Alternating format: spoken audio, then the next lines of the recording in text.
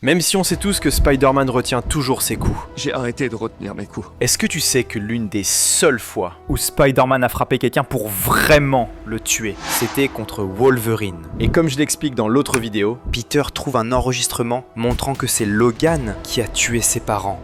Mais était-ce vraiment Wolverine? Et bah c'est ça la vraie question. Sauf que Peter, lui, en a rien à battre. Donc Spider-Man a presque tué Logan. Mais a réalisé trop tard qu'il faut jamais pousser un animal dans ses retranchements. Logan craque, il passe en mode berserk et empale Peter direct dans l'estomac. Le noir complet. Quand Peter rouvre les yeux, le choc. Il est vivant. Il est au milieu de la jungle et il porte le costume noir du symbiote. Logan est là, calme, lui tendant la main et il lui explique enfin son point de vue. Ce qui s'est vraiment passé avec ses parents, du moins en partie. Il lui dit qu'il se souvient avoir été sur l'avion avec les parents de Peter, mais pas pour les tuer. Mais le problème, c'est qu'il a perdu la plupart de ses souvenirs. Donc il n'en est lui-même plus certain. Mais propose à Peter d'aller chercher ensemble la vérité. Malgré ses doutes, Peter accepte. Ils continuent leur mission folle, mais je vais sauter plus loin pour arriver droit au punch. Leur quête de vérité les mène jusqu'aux entreprises Rand, où se trouvait la version complète de la vidéo montrant Logan et les parents de Peter. Et dans cette vidéo, on découvre qu'en réalité, Logan essayait désespérément de désamorcer une bombe cachée à bord de l'avion. Donc il n'était pas là pour les tuer, mais il a échoué. Et l'avion s'est écrasé, tuant les parents de Peter,